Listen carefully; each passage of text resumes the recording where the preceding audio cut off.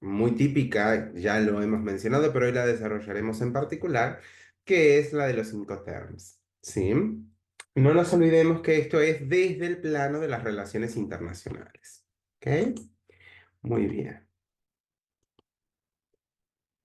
Bien.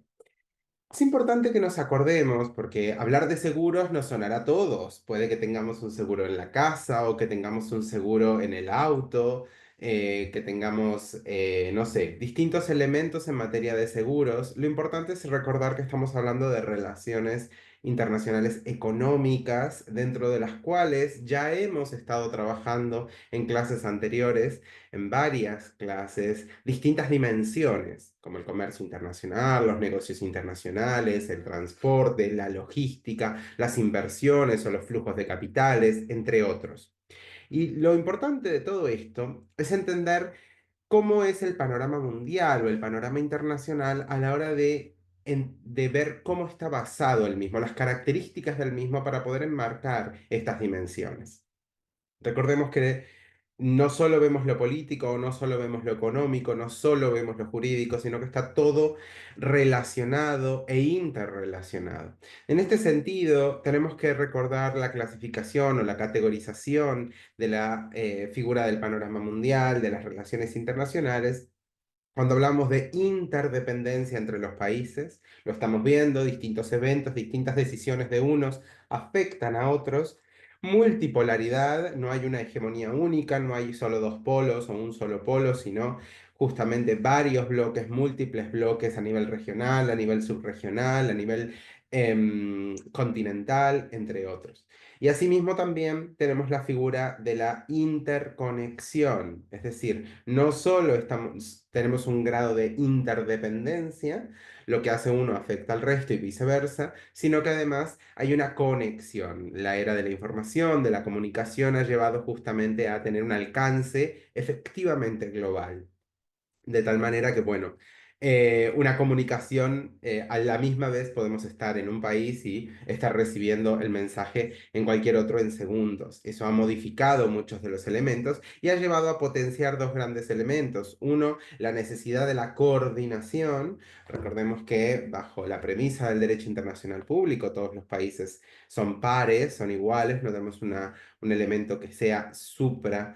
En términos de los países y asimismo la gran relevancia en las mecánicas de cómo se van dando estas relaciones internacionales, que es la figura de la gravitación.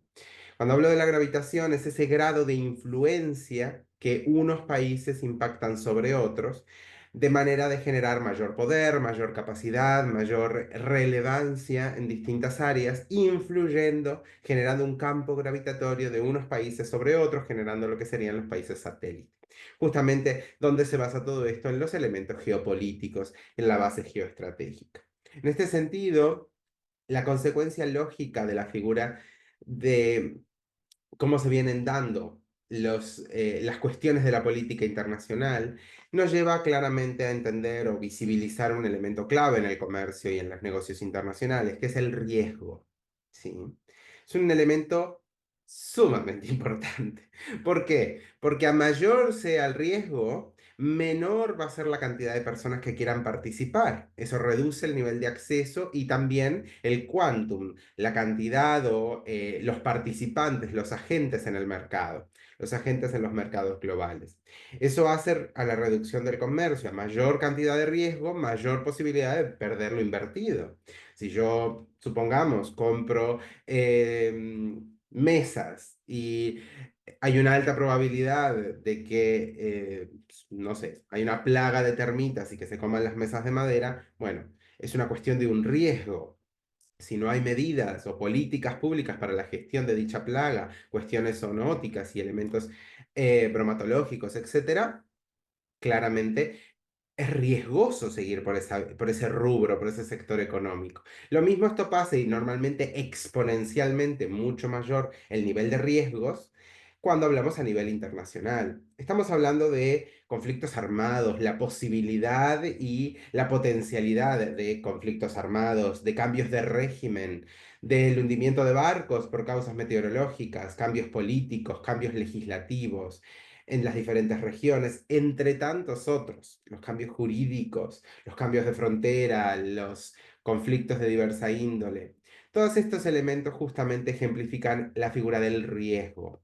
¿Sí? Este elemento, que es un elemento troncal, me interesa que no entiendan a los seguros como una dimensión de las relaciones económicas, de las relaciones internacionales económicas, sino que justamente es un elemento conector. Por eso lo pongo como rodeando las distintas circunstancias. El comercio y el transporte van a estar claramente atravesados por el riesgo y el facilitador, el potenciador de los dos va a ser el seguro, como contramedida para gestionar el riesgo. ¿Sí? En este sentido, lo mismo sucede en materia de logística, de infraestructura. Les remito, por supuesto, a las clases sobre comercio internacional, transporte internacional y logística internacional. En este sentido, corresponde destacar justamente a este elemento como un facilitador, un mediador o un conector entre las distintas dimensiones. Ahí es donde vamos a estar haciendo hincapié en la figura de para gestionar o para mitigar los riesgos del seguro o de los seguros internacionales. En este sentido, ¿a qué hablamos o a qué nos referimos cuando hablamos de seguros internacionales? Bueno, nos referimos a ese conjunto de, como les decía antes, mediador, facilitador, en realidad son servicios, ¿sí? Están en el comercio de los hombres, como se suele decir, son elementos que se contratan, distintas agencias, distintos bancos, distintas empresas que se dedican, normalmente llamadas aseguradoras, y desempeñan un papel fundamental en la promoción y en la facilitación del comercio internacional. Cuando digo comercio internacional, lo digo en sentido amplio, en todos los sentidos, incluyendo los negocios internacionales y los flujos de capitales.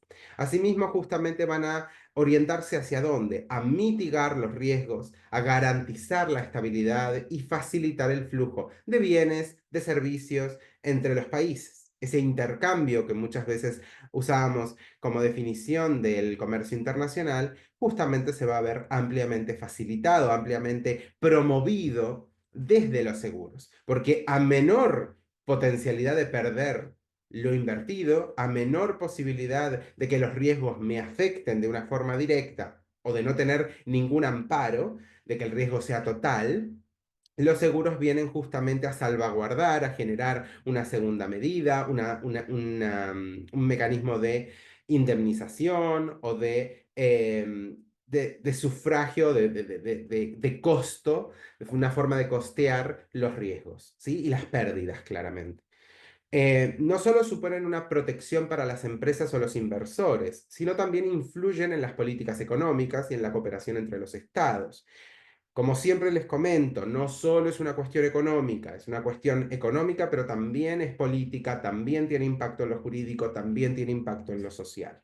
Vemos así justamente las distintas funciones de los seguros. Por ejemplo, la reducción de los riesgos financieros. Estamos hablando justamente de la pérdida, la protección contra las pérdidas por daños, por robos, por retrasos en las entregas, por incumplimientos contractuales. Yo contrato, compro, supongamos, a Singapur un auto, ¿sí? Un coche, un carro, el cual tiene que cruzar por, pongamos, por la ruta para dejármelo en Italia, que es donde lo quiero. Tiene que pasar por la ruta, el canal de Suez, el estrecho de Hormuz. ¿Qué pasa?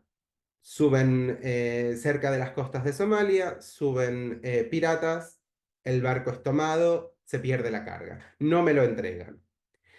Tengo que tener alguna medida porque el dinero ya lo gasté. Y viceversa, el bien ya salió del vendedor, la fábrica lo envió, gastó su dinero y primero lo hizo y después lo envió. Entonces, ¿quién va a tener la culpa o quién se va a hacer cargo de este riesgo? Porque aquí no hay culpa, es decir, se subieron unos piratas, por poner un ejemplo. Lo mismo si hubiera habido un huracán o un maremoto y se hubiera hundido el barco. Lo mismo si hubiera habido un choque cuando se está transportando en camión, por ejemplo, y los autos terminan dañados. En cualquiera de las circunstancias, son riesgos, son potenciales riesgos y por ende son pérdidas. Nadie hace comercio para perder dinero. La idea es el lucro, es el beneficiarse, las utilidades, los beneficios. Entonces, en ese sentido, La figura del seguro viene a atemperar, a mitigar y gestionar, reducir los riesgos financieros. En este sentido, por ejemplo, les pongo un ejemplo. Una empresa alemana envía 2 contenedores con autos, siguiendo un poco mi ejemplo, que debían entregarse en Brasil. Al llegar los vehículos, se habían soltado de los enganches, las correas de sujeción se habían roto por un movimiento brusco, por lo que fuera, y los autos están dañados. El seguro, ¿qué es lo que va a ocuparse? Va a ocuparse de compensar a la empresa que había asegurado la carga contra daños. Si yo no tengo seguro, tengo que volver, si supongamos que era a cuenta del el seguro y el transporte era a cuenta del vendedor, el vendedor va a tener que volver a enviar los autos. Y muchas veces incluso va a tener que pagar daños y perjuicios por una entrega tarde. ¿Sí? Además del daño en la imagen de la empresa, en la figura, en la figura de cómo queda posicionada la empresa en materia de seriedad y de imagen empresarial. Pero en este sentido, justamente la idea es que no voy a tener que hacer una nueva partida de autos y en caso de hacerla, voy a haberme resarcido de los daños por parte del seguro. ¿Sí? La facilitación de la inversión extranjera. Recordemos, y les remito a la clase sobre inversión extranjera, inversión directa, inversión indirecta, alianzas estratégicas, esos flujos de capitales que ya vimos, las empresas internacionales justamente van a contratar seguros para minimizar los distintos riesgos. No solo estamos hablando aquí ya de un riesgo meteorológico, por ejemplo, estamos hablando de riesgos políticos, riesgos financieros y de responsabilidad civil. Supongamos, una empresa energética italiana contrata un seguro para un proyecto, un megaproyecto de una planta, supongamos una planta fotovoltaica en Argelia. ¿Sí? Debido a la inestabilidad política de la región, a cambios jurídicos, a cambios del Ejecutivo, supongamos, o elecciones en el medio, y una inversión no dura 2 días, puede durar años en desarrollarse. Primero construir la planta, construir las carreteras, generar la infraestructura necesaria. Es decir, hasta cuando sea operativa y cuando empiece a generar rendimiento y utilidades, va a llevar tiempo. Entonces, en ese proceso los países cambian. Hay riesgos políticos, hay riesgos de mucho estilo, por ejemplo, financiero. Supongamos que parte de los suministros salen del país y están vinculados, por ende, a la moneda local. La moneda local tiene una devaluación muy grande y hay una gran pérdida de lo que vale, supongamos, o del acceso a los distintos bienes necesarios para la producción. Todos esos elementos se van a tratar de atemperar, de gestionar desde los seguros, porque son imprevisibles. Ahí es donde está la potencialidad del riesgo. El riesgo se basa en el principio de peligrosidad o de potencialidad, ¿sí? En materia de lo que puede pasar, pero que no sabemos si va a pasar. Y justamente en esta inestabilidad política, la idea es reducir esas pérdidas potenciales. Después están las garantías de transporte internacional, un poco parecido al ejemplo anterior. Y es que muchas veces se va a contratar una empresa de transporte, ¿sí? Los contenedores arriba de un barco no son de la misma persona dueña del barco. Una cosa va a ser la naviera o el transporte y otra cosa va a ser la empresa que utiliza ese medio de transporte, ya sea el comprador, el vendedor, etcétera, quien lo contrate. Entonces, muchas veces la propia empresa transportista va a tener seguros frente a posibles daños o posibles situaciones que se puedan dar, ¿sí? Hundimientos, accidentes, desastres naturales, entre tantos otros. Los seguros justamente operan un factor clave en la estabilidad, en la promoción y en la expansión de los negocios internacionales. Reducir la incertidumbre. Hablábamos, no sé si lo recuerdan, cuando veíamos la clase en materia de negocios internacionales, lo importante que era aportar, y eso lo intentaba hacer mucho la normativa internacional y la regulación, lo que se llamaba la previsibilidad. Es decir, a mayor previsibilidad, a mayor certeza, seguridad, certidumbre sobre los beneficios, sobre las ventajas, sobre el resultado de una inversión o de un negocio, es que justamente veíamos mayor cantidad de operadores, mayor cantidad de personas interviniendo y potenciando dicha área comercial. En ese sentido, reducir la incertidumbre, fomentar la inversión, facilitar el comercio y, por supuesto, fortalecer la confianza. No nos olvidemos que no deja de ser un área, un ámbito donde la confianza, la seguridad, el respeto, por decirlo de alguna manera, en materia de prestigio comercial sigue siendo muy importante. Si bien podríamos decir que son elementos eh, que rodean el vínculo comercial, que no solamente es el costo y el beneficio, en realidad hacen parte de la ecuación. Los tipos de seguros. Me interesa que tengan una visual de los tipos. Hay muchos tipos porque hay muchas empresas, hay muchas aseguradoras y muchas veces va a haber múltiples características específicas en las pólizas de seguros. Claramente la letra pequeña de los contratos de seguros van a variar y van a ser muy diferentes, se van a adaptar muchas veces a los tipos de negocios, puede haber a medida, puede haber estandarizados en contratos de adhesión. Pero podemos hablar de cuatro grandes seguros internacionales que son bastante específicos, o por lo menos que podemos decir que son como una categoría que se suelen utilizar. En este sentido, el seguro de carga y transporte, antes lo mencionaba, protege la mercancía durante el traslado. ¿Sí? Un seguro marítimo, por ejemplo, que cubra los daños del envío de, no sé, de computadoras de Corea del Sur a Estados Unidos, por ejemplo. ¿Sí? El seguro de crédito a la exportación cubre justamente el riesgo de impago a clientes extranjeros. Suele ser utilizado por lo que son las empresas exportadoras. Yo estoy haciendo un negocio con otro país, con un comprador de otro país. Muchas veces no voy a poder generar o no tiene ese cliente bienes en mi país. Entonces, si hago un juicio en mi país, aunque salga favorable, ¿sí? Me sea favorable la sentencia, voy a tener que ir al otro país, conseguir que sea reconocida de forma externa.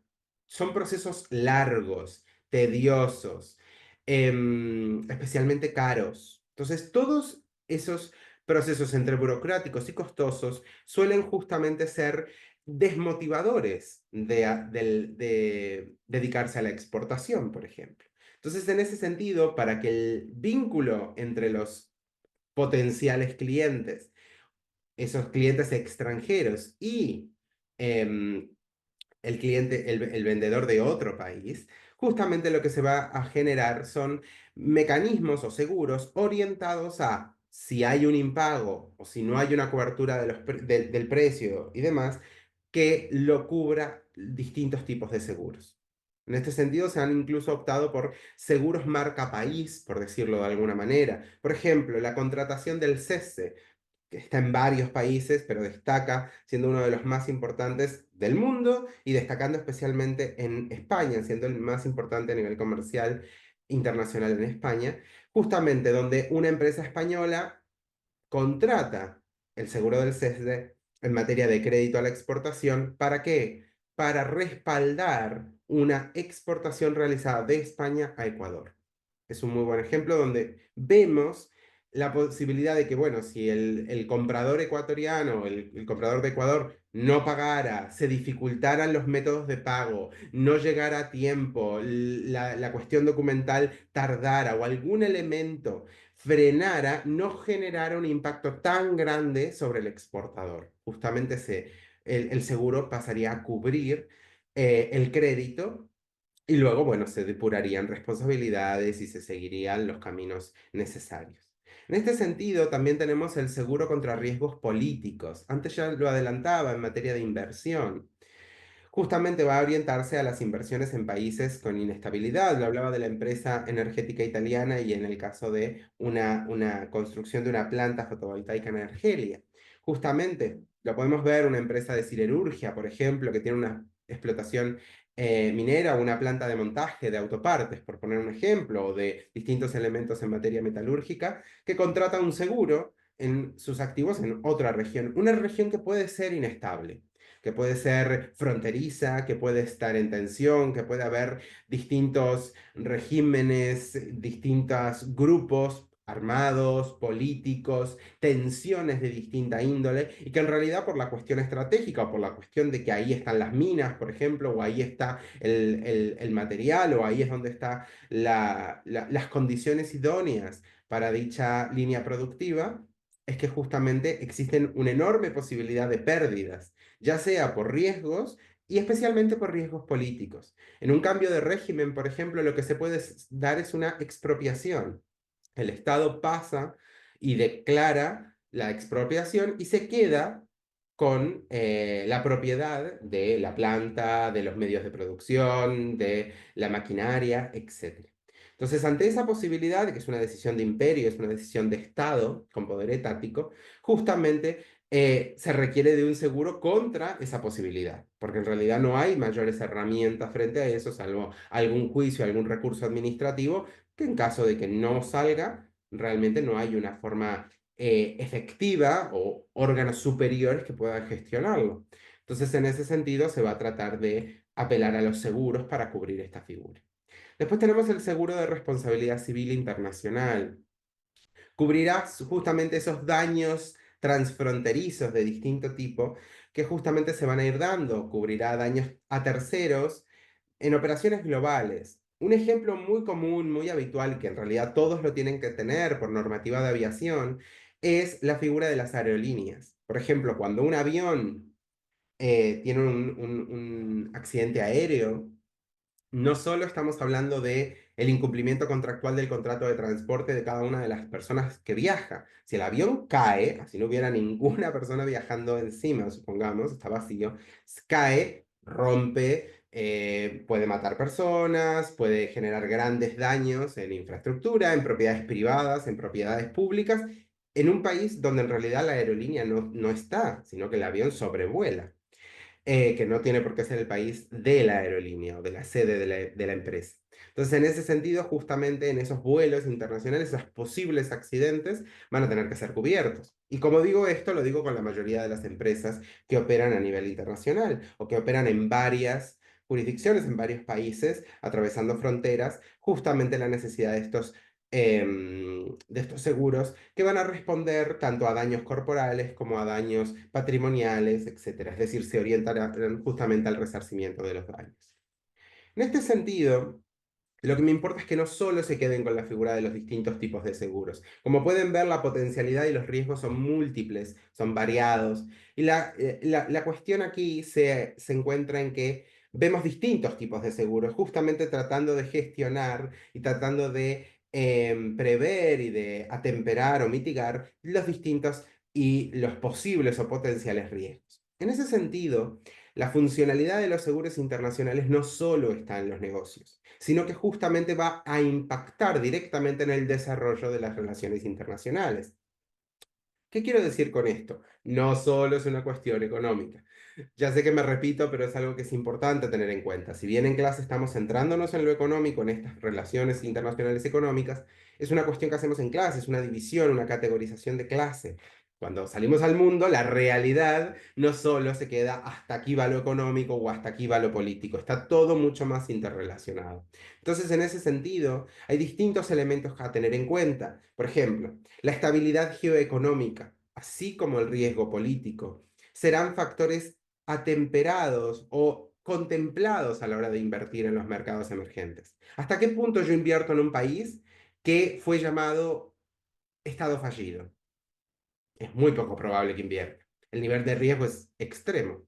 ¿Hasta qué punto invierto en un país el cual está con unas tensiones políticas, no tiene problemas en el sufragio, no se reconocen, por ejemplo, el gobierno, hay problemas con la oposición, hay posibilidades de tensión, hay grupos paramilitares o hay tensiones en cierta zona fronteriza con un país vecino? Es decir, según la coyuntura, lo que llamamos el riesgo país, es que justamente vamos a tener incluso otra figura que es las calificadoras de riesgo, distintas empresas y distintas calificadoras a nivel mundial que van a calificar el riesgo en materia de inversión. Y eso va a llevar a esa posible o no posible estabilidad geoeconómica de una región o de un país. Entonces, ante ese riesgo político, que también llamamos riesgo país, va a determinar mucho a la hora de invertir en los mercados emergentes.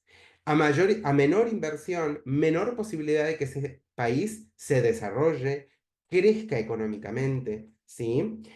Y justamente mayor posibilidad de que haya expropiaciones, inestabilidad política, conflictos. Entonces, cuando a veces en realidad las condiciones del país no pueden gestionarlo y los inversores en realidad no están, o no ven un costo-beneficio eficiente, muchas veces el seguro va a ser la clave, va a determinar, y muchas veces la aparición de inversiones o la promoción de comercio puede incluso llevar a mejorar las condiciones del país y eso llevar a reducir el riesgo político o el riesgo económico y el riesgo país. Entonces, en realidad termina mucho más interrelacionado y a veces el facilitador justamente va a ser la figura de los seguros. ¿Sí? En este sentido vemos distintos mecanismos, distinta implementación de políticas o de agencias. Un ejemplo puede ser la Multilateral Investment Guarantee Agency, que es del Banco Mundial, también llamada MIGA, que ofrece garantías a inversionistas en países en desarrollo.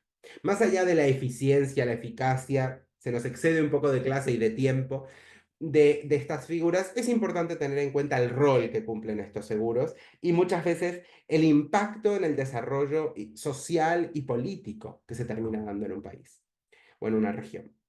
Asimismo, tenemos la figura que ya la vimos en la clase anterior, de la diplomacia económica y, por supuesto, los organismos regulatorios. La OMC, la OCDE, establecen normativas sobre seguros internacionales. Vemos la tendencia a incluir cláusulas de protección de activos mediante seguros en los tratados bilaterales de inversión. Cuando hablamos del arbitraje de inversiones, y hablábamos de las inversiones internacionales, inversiones extranjeras, justamente mencionábamos la figura de los TBI y de los TMI, los tratados bilaterales de inversión, los tratados multilaterales de inversión, y justamente también no solo el arbitraje como jurisdicción específica o justicia privada, sino también la figura de los seguros para contemplar y gestionar las posibles pérdidas o los posibles impactos, ¿no? Incluso ciertos aspectos específicos sobre quién contrata, quién deberá pagar el seguro, qué características tendrá el seguro y demás, pueden ir variando en los distintos TBI. Las dinámicas y los eventos globales también van a ser un punto clave. ¿Por qué? Porque las pandemias, las guerras, los desastres naturales no solo van a impactar en el desarrollo del comercio, sino también impactan en los propios seguros. Si yo me dedico a, por ejemplo, a asegurar riesgo político y cada vez hay mayor cantidad de guerras, mayor cantidad de conflictos en cierta región, las pólizas de seguro, la posibilidad de que el riesgo suceda, va a ser más alto y ante mayor posibilidad, el seguro va a ser más caro. Entonces, cuando empezamos a tener mayor nivel o mayor posibilidad de que pandemias, guerras, desastres naturales estén materializándose, justamente se va a generar una mayor volatilidad en los precios, mayor especulación, menor disponibilidad. ¿Esto dónde va a impactar? Va a impactar en la estabilidad y en el acceso a los mercados. Por ejemplo, muchas empresas han tenido que abandonar, por ejemplo, las rutas a través del Mar Negro, ¿sí? O rutas comerciales o sector energético entre Ucrania y Rusia, ¿sí? ¿Por qué? Bueno, debido a distintas prohibiciones y sanciones, debido a que es una región con un altísimo elemento de conflicto. Entonces, justamente en relación a la frontera Ucrania-Rusia y el conflicto entre Ucrania y Rusia, justamente ha llevado a afectar en el desarrollo del comercio de muchas regiones y de muchos operadores o agentes del mercado. Esto justamente va a terminar impactando en las economías nacionales porque a menor participación o menor acceso a las economías o a los mercados termina generando elementos recesivos, ¿no? De reducción del comercio o de participación. Bien, no sé si tenemos algún comentario, alguna pregunta.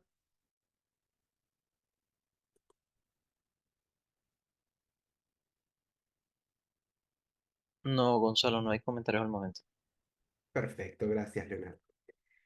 En este sentido, me interesa que lo tengan presente, es decir, todos tenemos una idea de qué son los seguros, pero el rol de los seguros a nivel internacional es mucho más importante de lo que normalmente contemplamos o consideramos a nivel nacional. ¿sí? A nivel internacional no solo son un potenciador, un facilitador del comercio, sino que además tienen un efecto sumamente relevante en el desarrollo de las políticas y de las relaciones internacionales. Las políticas exteriores se van a ver impactadas. La política internacional también se ve impactada por el alcance de los seguros y de cómo operan las distintas aseguradoras. Más allá de después cómo funcione o cómo se efectivizan muchos de estos elementos, es importante tener en cuenta estas dinámicas entre los bancos aseguradores, las grandes aseguradoras, las calificadoras de riesgo. Se termina generando una arquitectura similar a la arquitectura financiera orientada justamente en el área de los seguros y que va a ser muy importante en la definición de las relaciones, de los vínculos, de las alianzas entre países, de los acuerdos, de las políticas, el desarrollo y la proyección de los estados. Es decir, los vínculos entre los estados, como solemos llamar a las relaciones internacionales. Sí, esas reconfiguraciones y reposicionamientos van a ser muy importantes. De ahí que no solo hablamos del comercio, por supuesto que es importante, sino incluso de los factores mediadores entre el comercio y el transporte, el comercio y la logística, etcétera, como es la figura de los seguros. En este sentido, vengo a complementar un poco esto, un tema que está relativamente vinculado, ¿sí? Que tiene parte en la figura del seguro, pero que también tiene su propio desarrollo. Algo que ya estuvimos viendo cuando hablamos de normas en materia, normas internacionales que hablábamos de distintas fuentes. Dijimos que teníamos de fuente del derecho internacional público, ¿sí? Orientadas a normas macro, normas generales, ¿sí? Después teníamos normas o la generación de normas que, si bien se generaban en espacios del derecho internacional público, en realidad eran de carácter o de la rama del derecho internacional privado, porque estaban orientadas a gestionar las relaciones entre los privados, el comprador, el vendedor, el transportista, la aseguradora, etcétera, ¿no? Eran orientadas justamente a cubrir los elementos entre las partes, ¿sí? A regular en materia del derecho internacional privado, el derecho de conflicto de leyes, como decíamos, ley aplicable, juez competente, etcétera. Y después hablábamos incluso de la figura de lo que se llamaba el derecho generado entre particulares. ¿Ya? No hablamos del privado, sino entre particulares. No es un derecho producido entre los lugares donde se hace el derecho, sino es un derecho justamente de prácticas. Hablábamos de la lex mercatoria, hablábamos de las normas de un citral, hablábamos de las normas ISO, hablábamos de la figura de los Incoterms. ¿Sí? Los International Commercial Terms, o normalmente llamados Incoterms, fueron publicados por la Cámara de Comercio Internacional. En este sentido, lo que se implementó, lo que estandarizaron, recordemos la palabra de los estándares internacionales, lo que terminan estandarizando los cinco terms son un conjunto de prácticas, ¿sí? Orientados a definir la responsabilidad del vendedor y del comprador en una operación de compra-venta internacional. ¿Quién se va a ocupar de las distintas partes?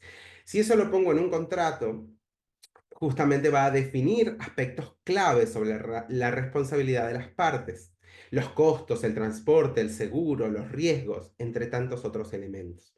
Entonces, ahora luego los vamos a ver en una breve sigla, en tres letras, cuatro letras, la mayoría son de tres letras, vamos a justamente encontrar la gestión y la organización de la forma muy esquemática y muy práctica, ¿sí? De cómo los comerciantes normalmente terminaban regulando o terminaban especificando los distintos elementos. Se orientan justamente a especificar y a definir distintos aspectos. Como yo aquí les resumo, por decirlo de alguna manera, elementos que son más complejos, se buscará justamente reducirlos o centrarlos en esas prácticas de los comerciantes, esa elaboración de norma entre particulares que evitan conflictos, malentendidos, problemas de comunicación, porque a veces dije, nadie dijo quién se iba a ocupar de pagar al transportista. Sí, bueno, pero corre de cargo de uno, de cargo del otro. Quizás cuando estamos comprando en Temu o estamos comprando en Amazon o estamos comprando en Mercado Libre, no es tan importante, los montos son pequeños, pero cuando lo que estoy comprando es medio carguero y muchos bienes o muchos contenedores, hablamos de miles y cientos de miles de dólares. Ahí es muy importante definir, porque el negocio puede ser totalmente diferente, incluso a pérdida, si no defino quién va a pagar el transporte, quién va a pagar el seguro, quién va a ocuparse de los transportes aledaños a lo marítimo, entre otros. Entonces, todos esos elementos no es un simple malentendido, porque incluso si digo, no, pero para mí te tenías que ocupar tú, no, te tenías que ocupar tú. Si no lo ponemos en un contrato, probablemente terminemos en juicio. Si no lo definimos, ninguna de las dos partes se va a querer hacer cargo. Entonces, en este sentido, el uso de los Incoterms simplifica, hace de forma llana y mucho más práctica la figura de la gestión de estos riesgos y hace operativo, de una manera muy eficiente, los distintos elementos que muchas veces son muy complejos, sobre todo cuando ya no han sido bien definidos a la hora de especificar de una forma clara. El lugar de entrega, dónde o desde dónde entiendo que el producto está entregado, porque no nos olvidemos que el vendedor se ocupa y se encarga de todo hasta que se entrega. ¿Quién paga qué costos? ¿Qué va a pagar el comprador? ¿Qué va a pagar el vendedor? Más partes que puede haber. ¿Quién asume el riesgo de cada etapa? Por ejemplo, de una parte hasta otra parte se va a encargar el vendedor, de otra parte hasta otra parte un transportista, después otro transportista, después se va a ocupar, ya se considera entregado y ya es riesgo del comprador, o todo el proceso es del comprador, etc. Las responsabilidades aduaneras, lo burocrático, las posibilidades de que no pasen los controles de aduana, haya un problema de nomenclatura, un problema de calificación, no pase los estándares porque no sigue los estándares o no revisó las normas de estándares a la hora de entrar en un país y por ende quedó detenido, no pasó el despacho de aduana, quedó detenido en los depósitos aduaneros hasta cubrir cierta formalidad, falta documentación, hay algún problema. Si hay un problema en materia de aduana, por ejemplo, en depósito de aduana queda muchas veces distintos bienes, esos bienes tienen que pagar un alquiler diario y a veces es muy caro, entonces también hay que tenerlo en cuenta. Todos este tipo de elementos son muy importantes a la hora de analizar el costo y el beneficio. Estoy invirtiendo, supongamos, $10.000 y pretendo ganar 12, pero si tengo cualquier inconveniente, no gano 12, ¿sí? Voy a gastar 11, voy a gastar 12 o incluso más y por ende no estoy ganando nada con el negocio. Entonces, todos estos elementos tienen que estar muy bien analizados, es un elemento clave de la figura del comercio. La obligación o no de contratar un seguro. Importante, porque en muchas ocasiones, como decíamos, si lo ponemos en un tratado bilateral de inversión, van a estar obligados a tener un seguro. Si entre nosotros definimos que tiene que haber un seguro por un Incoterms, hay Incoterms que estipulan elementos de seguros, ahí sí hay que contratar un seguro. En otras ocasiones uno puede decidir no contratar un seguro. Nosotros podemos tener un seguro, por ejemplo, frente a la potencialidad de daño doméstico, pero otras veces uno puede no tenerlo, o sea, no es obligatorio siempre la figura del seguro. Es recomendable, muchas veces es potencialmente eficiente, pero depende. A veces incluso puede pasar que queremos un seguro y que el seguro no nos cubre lo que queremos que nos cubra. Dependerá mucho de la póliza o del seguro del asegurador. En este sentido, me interesa que tengan una visual histórica.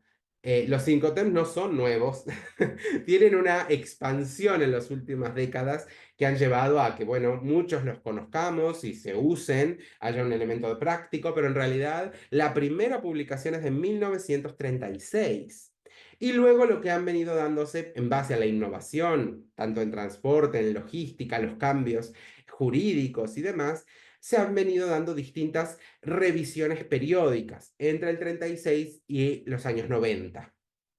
Y justamente en los años 2000, en principio de los 2000, se da una gran modernización en la incorporación del comercio electrónico y justamente los Incoterms reavivan, encuentran todavía más potencialidad y se adaptan a esta nueva coyuntura. Entonces, durante la primera década de los años 2000, justamente se va a dar una eliminación de muchos Incoterms que ya no eran tan prácticos, que no se utilizaban tanto, y se van a incorporar otros que son más claros, más específicos, más al punto. La idea aquí es una cuestión muy de eficiencia, de eficacia, y que tengan un elemento muy específico a la hora de la practicidad en materia de los negocios. Y justamente la versión actual es la versión del 2020, que tiene 11 términos, 11 Incoterms, y que justamente están adaptados al panorama mundial. En este sentido, ¿quiénes usan los Incoterms? Bueno, están reconocidos tanto por la OMC, la Organización Mundial de Comercio, también lo utilizan en empresas de más de 100 países y justamente se han demostrado eficientes y prácticos para facilitar el comercio internacional en base a reglas claras. Se han demostrado y se han estudiado a la hora de evitar disputas, juicios, conflictos, pérdida de confianza, incluso la figura de vender una vez y no vender más, ¿sí? Es decir, largas relaciones comerciales en virtud de las normas claras, las cosas claras. Entonces, en ese sentido, tienen una alta potencialidad. Además, como son unas siglas de tres letras, que originalmente las podemos traducir en inglés, pero la idea es que son muy prácticas incluso cambiando de idioma. Hablamos con una persona en francés y conoce las mismas tres siglas, hablamos con una persona en árabe y también las conoce. Si se dedica o se vincula al comercio exterior, al comercio internacional, el Incoterm es muy práctico, es muy sencillo y no contiene demasiados elementos a la hora de la definición. De ahí justamente que es muy eficiente. En ese sentido, es importante recordar que los Incoterms no son obligatorios. Cuando digo que no son obligatorios, me refiero a que no es obligatorio su utilización, su incorporación en el contrato. ¿Sí? Si yo quiero hacer un contrato, supongamos con Leonardo, donde hacemos un contrato internacional de compra y de venta, nadie nos obliga, no hay ninguna norma, de hecho no están emitidos por una normativa nacional o una normativa de derecho internacional público donde se estipule la obligatoriedad de los Incoterms, en realidad son elementos inspiracionales. Puedo utilizarlos si quiero o no. Tengo lo que se llama la autonomía de la voluntad. Conformo el contrato con los distintos elementos jurídicos que considero. Puedo, quizás para definir la ley, la ley aplicable, supongamos, como veíamos en la Convención Internacional de Viena sobre compraventa de mercaderías, podré utilizar la convención para ese elemento, para la ley aplicable. Para el arbitraje o para definir el juez competente, voy a definir, supongamos, voy a utilizar otra norma, la ley modelo en materia de arbitraje comercial internacional. Para definir el lugar de entrega, utilizo un Incoterm.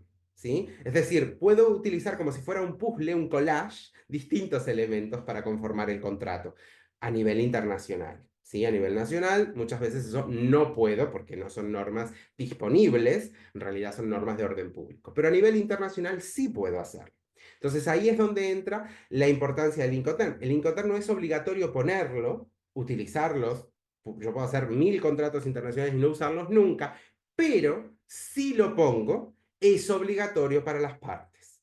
¿Sí? Es decir, las partes signatarias, las partes contratantes en el negocio jurídico, si les es obligatorio el Incoterm, el cual está recogido en el contrato. ¿Sí? Si firmamos que el lugar de entrega va a ser tal en base a tal Incoterm, esa va a ser lo que estipula el contrato. ¿Sí? Es decir, ahí sí va a ser vinculante, obligatorio para ambas partes. Muy bien. En este sentido, me parece muy importante que lo tengan presente que los Incoterms son 11, como les decía. Los vamos a ver por encima, por supuesto, pero me interesa que tengan una visión, una noción general.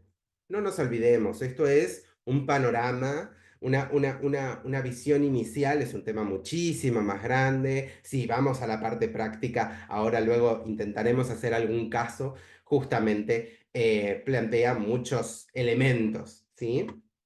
Pero es importante que tengan noción de que esto existe y justamente de lo práctico que es. Por ejemplo, si vamos en la primera tabla, tenemos lo que se consideran los Incoterms para todo tipo de transporte, terrestre, aéreo, todo tipo de transporte. Y en particular tenemos 4 Incoterms que son para transporte marítimo o fluvial, que tienen un recogido más específico, sobre todo en materia de a bordo, al lado del buque, al costado del buque, arriba del buque, etc. Entonces, en ese sentido, tenemos esta pseudo subclasificación. Por ejemplo, EXW, EXW, XWorks. ¿De qué se trata? Se trata de que el vendedor entrega en su propia planta, ¿sí? En el lugar donde el vendedor vende, ahí hace la entrega. Es la entrega mínima, como si fuera a comprarlo directamente a una casa de comercio. Es decir, en la misma fábrica, en la misma industria, en el mismo local, ahí es donde lo vende. Por ende, todo lo posterior hasta que en realidad el bien llega a las manos del comprador, corre a cuenta del comprador. El comprador se va a tener que ocupar del transporte, se va a tener que ocupar de contratar a los transportistas, se va a tener que ocupar de la cuestión administrativa y arancelaria y aduanera, se va a tener que ocupar del seguro, si quiere, a cuenta y riesgo, se va a tener que ocupar de todo. ¿Sí? Después tenemos el FCA o FCA, el Free Carrier. El vendedor entrega la mercadería al transportista designado por el comprador. Es decir, el vendedor en este caso extiende un poco más su responsabilidad porque le va a entregar a un transportista, se va a ocupar de que le llegue efectivamente a dicho transportista, pero el transportista es contratado por el comprador. ¿Sí? Contratado y designado por el comprador a cuenta del comprador. Después tenemos la figura del CPT o CPT, el Carriage Paid To. El vendedor, justamente en este caso, para el transporte, va a pagar el transporte hasta el destino, pero el riesgo se transfiere antes. ¿Qué quiere decir? Que si bien el vendedor se ocupa de pagar el transporte, no es responsable en el durante del transporte. ¿Sí? Es decir, durante el transporte, en realidad si bien no se ha hecho la entrega, sí se considera que se ha transferido el riesgo. ¿Ok? En ese sentido, decidirá el propio el comprador las figuras en materia de seguro y para eso tenemos el CIP, que es prácticamente igual, pero en este caso además el vendedor se ocupa de contratar un seguro, normalmente un seguro mínimo de carga. ¿Sí? Nos suele exigir, aunque dependerá mucho de las estipulaciones.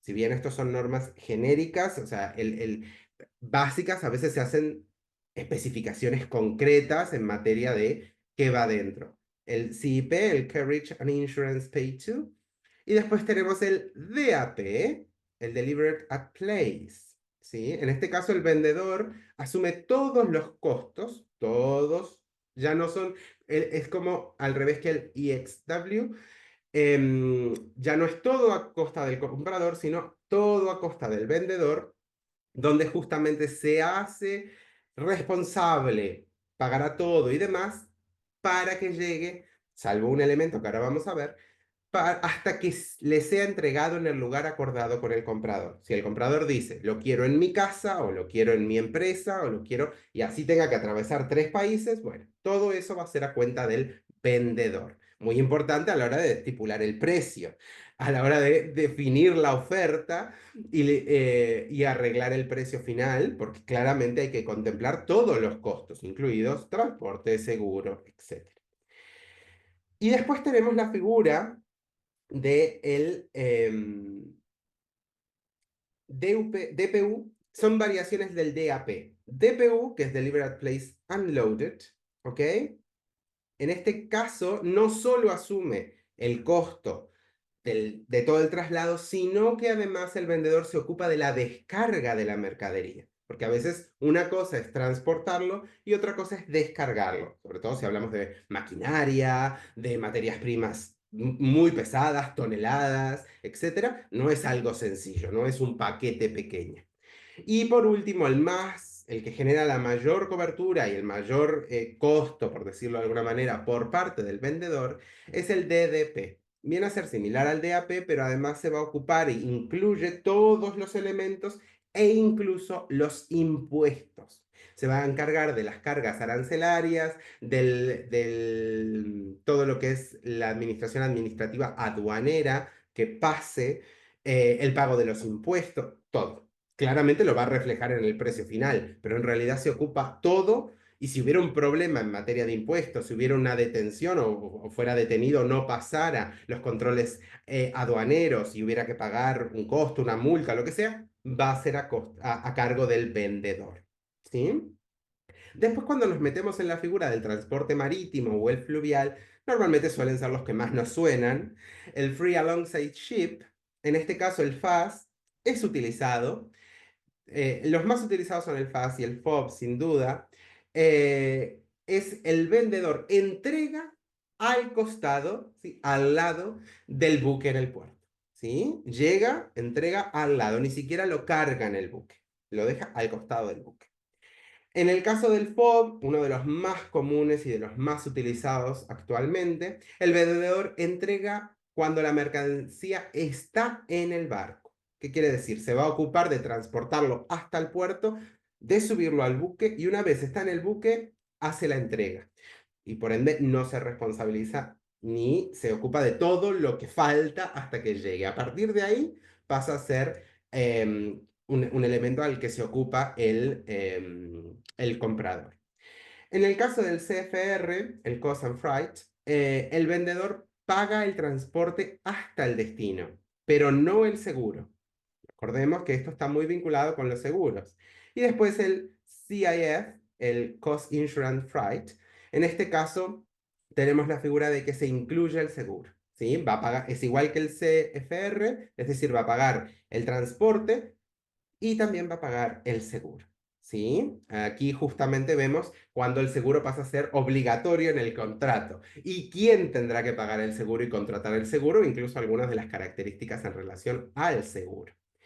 Muy bien, en este sentido tenemos una visual, son un montón de siglas, después no nos acordamos, no pasa nada. Hay que usarlas, hay que leerlas, escribirlas, practicarlas, porque evidentemente si no, es fácil confundirse. De hecho, sí, si uno no las mira, termina uno trabajando con tres o cuatro y muchos de ellos no son de uso diario, pero depende mucho también del área de desarrollo. Es importante entender cómo estos tienen un juego y una práctica. ¿No? Por ejemplo, me interesa que veamos un caso práctico, ¿sí? En este sentido, si yo les digo que es exportador, hay una errata, un exportador de arroz de Tailandia vende bajo CIF, ¿sí? Recordemos CIF, costo, seguro y transporte.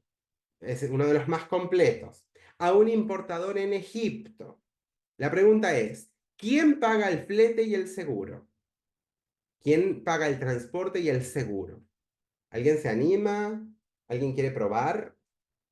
Adelante los valientes.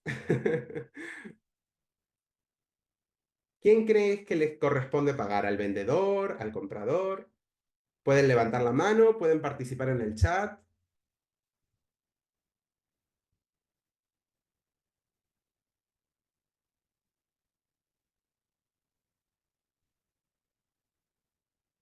Estamos aprendiendo, no hay errores. La idea es practicar. Y un exportador de Tailandia vende bajo CIF, utiliza el Incoterm del CIF a un importador en Egipto. ¿Quién paga el flete y el seguro?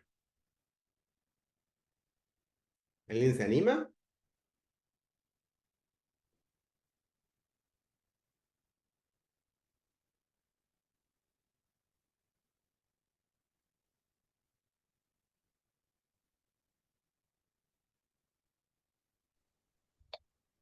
Ok, Shock nos dice, Judith Ley nos dice que el exportador de Tailandia. Muy bien, el flete y el seguro, perfecto. Hasta el puerto en Egipto. Es decir, todo el trayecto, si pasó por 5 países, por 5 barcos también, todo el trayecto, tal como dice Judith Slay, justamente también lo comenta Alejandro, se va a ocupar el exportador de arroz de Tailandia. Es decir, la empresa tailandesa es la que va a pagar tanto el transporte como el seguro. ¿Sí? Y la pregunta es, ¿cuándo se transfiere el riesgo? Porque ya Hola, sabemos hasta dónde... Sí, adelante. hola, buenas tardes. Mi nombre es Buenas Erika. tardes. Muy bien, Em, adelante. Gracias. ¿Hasta cuándo la mercancía se entrega en el puerto? Perfecto. Sí. Muchas veces se suele subdelimitar eh, O y llegar sea, hasta me hago puerto. entender, después de que pase el borde y llegue al país, porque Ahí estando, está. estando aún en el flotante en el Muy barco, bien. todavía el exportador es el Ujú. encargado de asumir la responsabilidad de esta carga. Exacto, muy bien. Incluso hay distintas prácticas. Está muy bien lo que aclara Erika. Excelente. Muy importante, incluso va a ser después para delimitar cuándo dejó aguas internacionales, cuándo entró en zona económica exclusiva, cuándo pasó mar territorial, en qué zona y qué lugar estamos. No nos olvidemos de la normativa en materia de buques y de transporte marítimo.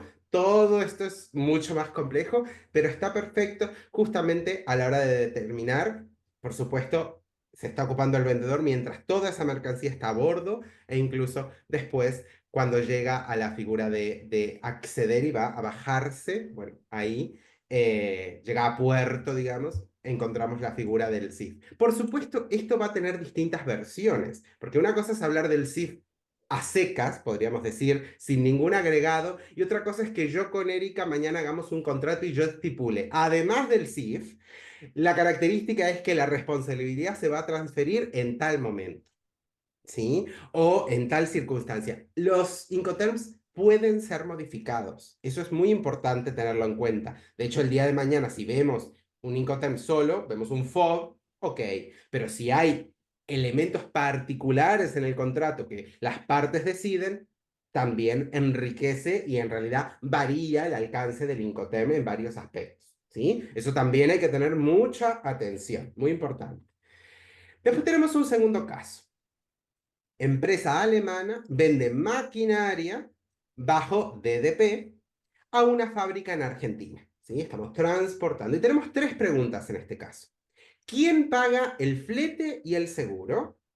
¿Quién va a pagar los costos de aduana y los aranceles? Cruzar la aduana, entrar la maquinaria adentro, hacer una importación. ¿Y cuándo se transfiere el riesgo? ¿Quién se anima?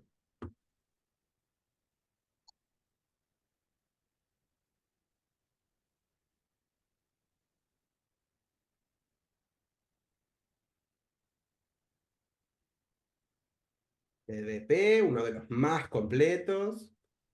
Lo teníamos en la otra tabla.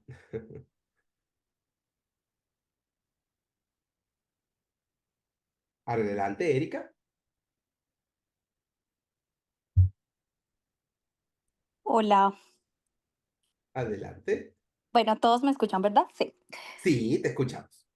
Vale, perfecto. Pues como lo dice el término, está entregado con todos los derechos pagados. Entonces, la empresa alemana es la Ujú. responsable de entregar toda la mercancía segura hasta la puerta o hasta el punto de acuerdo que hayan llegado con el Exacto. comprador. El lugar designado por el comprador. Excelente. Incluso todos los elementos burocráticos y o administrativos. ¿Sí? Y Excelente. Está básicamente la entregado. Es el más mercancía. completo. Sí, la mercancía está lista a disponibilidad ya básicamente Exacto. para que sea o Exacto. transformada o vendida o como sea el producto Sí, que o sea. revendida, lo que corresponda Ujú, después para la usina de negocio del comprador. Exacto, es uno de los más completos. Aquí vemos donde la empresa alemana cubre todos los riesgos. ¿Sí? ujú. Se ocupa de todos los elementos de riesgo e incluso si hubiera un problema administrativo, si hubiera un problema en la aduana, si hubiera un problema de suba de los aranceles, lo estamos viendo todos los días, lo estamos viendo actualmente, por ejemplo, en Estados Unidos. Si hubiera una suba de los aranceles, a veces el negocio comienza y tarda meses en ejecutarse y dura 2, 3 semanas en el barco. Si hubiera un cambio, también evidentemente es a riesgo y cuenta de la empresa alemana. Entonces hay que tener mucha visión, sobre todo si el día de mañana nos encargamos y nos ocupamos en, ya sea por nosotros mismos o trabajamos en empresas hacia el área del sector de lo que se suele llamar el comercio exterior, pero en realidad es comercio internacional. Tenemos que tener muy en cuenta justamente todos estos costos para definir el precio final, para el acuerdo, para el contrato, trabajar con los 5 terms, etcétera. Mm. ¿Sí? Muchas gracias, Perdóname. Erika. Sí, desde mi punto de vista, pues Ujú. es un término muy completo, pero digamos Sí. que tiene sus cosas buenas o sus